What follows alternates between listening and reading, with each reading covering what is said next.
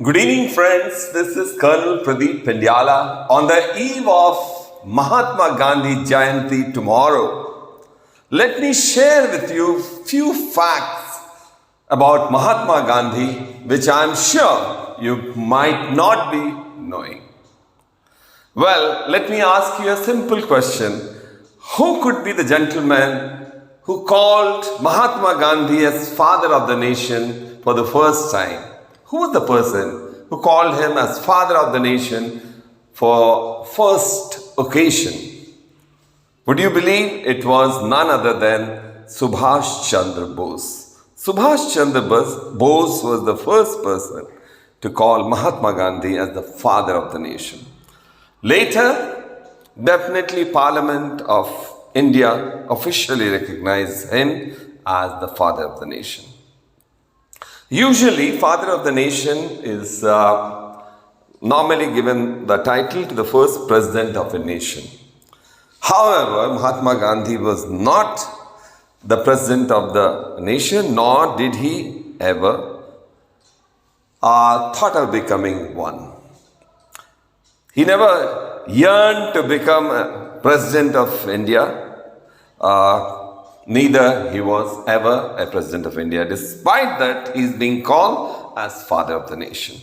Well, Subhash Chandra Bose thought about Gandhiji as the best person who could be building India as an independent nation. That is the reason he started calling him as the father of the nation.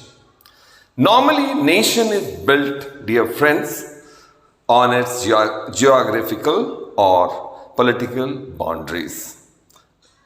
Geographical or political boundaries make a nation.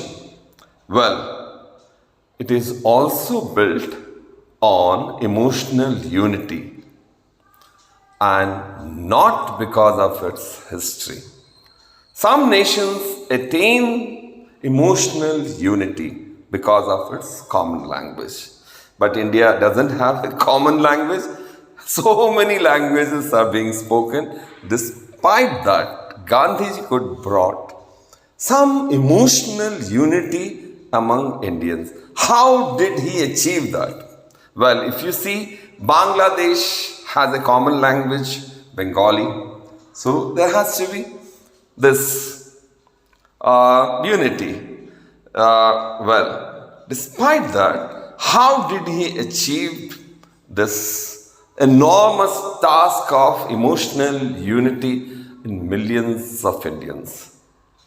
He developed the feeling of nationalism because of its emotional unity. And he developed a common yearning for liberation from the slavery of the British. That was the point which made him a different and a Mahatma Gandhi and the father of the nation. Mahatma Gandhi was not the first leader who called for independence. And there are many more who were equally involved or rather more. But despite that, he became the greatest leader. How? How was this possible? There were many others who too gave a call for independence. Then why did Parliament of India chose him to be the father of the nation? That's the question. Well, he had the distinction of creating an emotional unity, which I had just mentioned. Emotional unity among millions of Indians. How? By infusing nationalism into their psyche. He did this by creating a strong emotional bonding with the ordinary common people.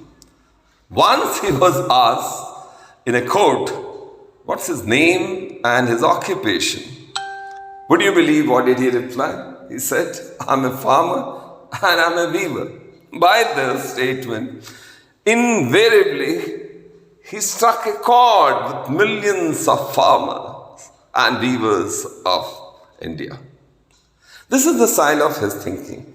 Well, he could strike a bonding with the masses because of his simple lifestyle, bereft of pomp and show. Without any pomp and show, he used to have a simple lifestyle. That is the beauty. And that's how the bonding took place between him and the masses of India. Well, unlike other political leaders who hail from aristocratic families and maintain urban lifestyle, Gandhiji wore, rather always used to wear khadi, spun by charkha. He himself used to spun those charkha, and he used to work even in farms, and he used to clean the toilets of his ashrams, both in Sabarmati and Sevagram and many other places. Just imagine the person cleaning the lavatory or the toilets of others in the ashram. Gandhiji struck a rapport with the millions of India with his simple language of communication. Unlike most political leaders of his times who used to prefer speaking in English or the regional languages and with elitist style and mannerism, Gandhiji spoke simple Hindi or Gujarati. Gandhiji also insisted other political leaders sharing the podium with him in public meeting to deliver the speech either in Hindi or in their mother tongue. Well, there was one occasion when he made Surendranath Banerjee speak in Bengali at a public meeting in a village in Bengal rather than speaking in English. Gandhiji never indulged in this demagoguery or, leading and becoming a leader or something. He was a natural leader. He was not a great orator. He was never a great orator, but he was a great communicator who spoke an easy and simple language. That is his trump card.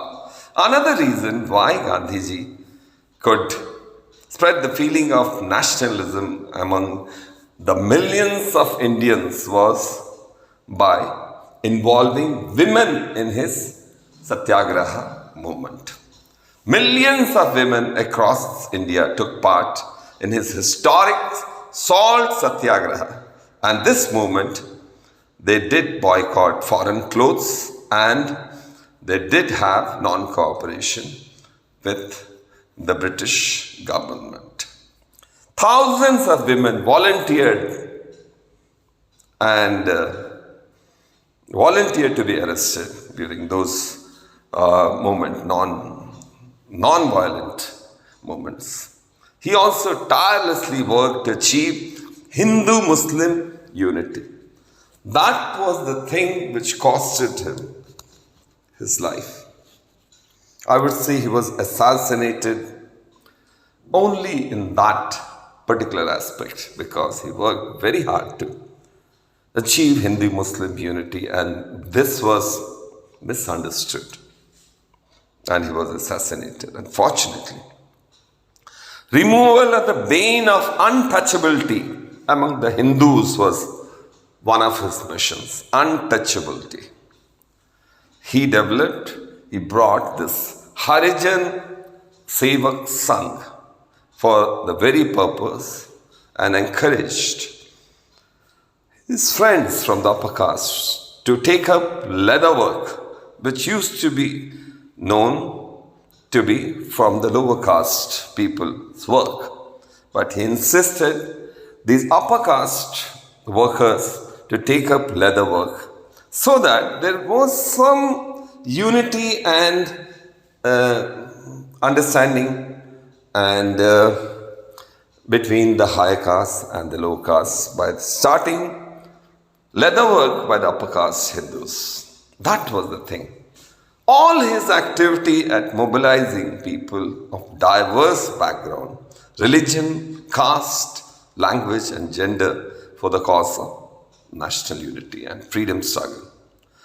By the way, all these things were very well thought of and planned meticulously by Gandhiji.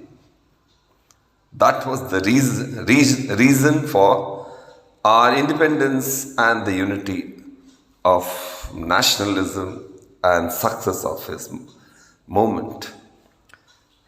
By the way, incidentally, he did spend entire 1 year traveling across the country when he returned from South Africa in 1915 and took a plunge in national freedom struggle. The idea was that by traveling across the country, he would meet several people and several leaders and know their viewpoint and understand their problems. He then set up his ashram at Sabarmati ashram near Ahmedabad to carry out his experiments with truth and his freedom struggle. He made the ashram inmates follow a strict regimen based on 11 vows, which included celibacy, brahmacharya. What Gandhiji preached, he always used to follow, observe in his own life. Whatever he has preached, he followed himself. That was the beauty. That differentiated him from other political leaders and made him Mahatma. And he has earned the sobriquet of Father of the Nation, which is absolutely perfect for him. Thanks for patient listening. Wish you all a happy Gandhi Jayanti. Take care. Until next time. Goodbye. This is Colonel Pradeep Pindyala, Professor of Anesthesiology at Asram Medical College, Eluru city of Andhra Pradesh, India. Bye-bye.